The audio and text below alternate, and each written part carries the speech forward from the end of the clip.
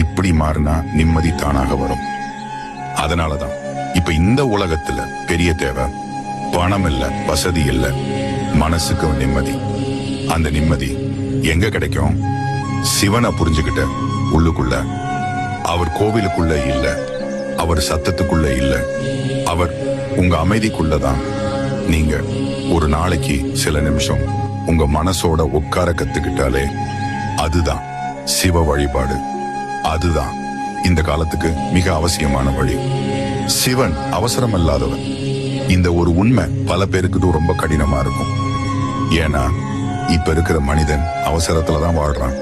வலி வந்தா உடனே தீர்வு வேணும், கஷ்டம் வந்தா உடனே மாற்றம் வேணும், கண்ணீர் வந்தா உடனே நிம்மதி வேணும். ஆனா சிவன் அப்படி இல்லை.